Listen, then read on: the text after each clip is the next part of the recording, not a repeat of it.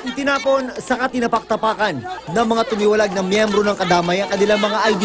Kasama sila sa mahigit 400 at 60 nakatira ngayon sa isang government housing project sa Pandi, Bulacan. Nagkakaisa po kami rito dahil mga panluloko ng mga kadamay na yan.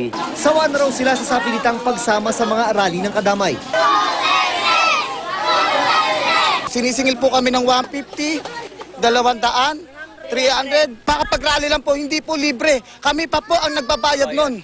Magkasama sa nakatenggang BJMP DFP Housing Project ang nasa 300 tumiwalag at kasalukuyang miyembro ng kadamay.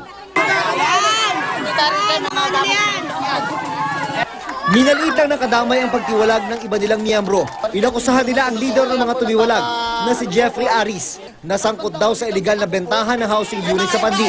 Hindi tinotolerate ng organisasyong kadamay ang ganitong mga taong mga nagtiwalag doon sa at nilalabag na batas. Sabi naman ni Aris, binabaliktad lang siya ng pamunuan ng kadamay. Kwento pa ng isa sa mga nakatira sa housing project na tumangging magpakilala. Isang opisyal ng kadamay ang nagbenta sa kanya ng bakanting unit sa halagang 10,000. Ang palabas na sir, bahay sa lakbayan pero hindi total ay lakbayan sir. Pinibinta ta sa amin yun sir. Napangakuan din daw ng isang opisyal ng kadamay ang isa pang tumiwalag na miyembro. Nagbigay po ako sir ng isang buong baboy po. Hanggang na yun po, wala pa po kong bahay. Pinapangakuan lang po ako. June Veneracion, Nakatutok, 24 Oras.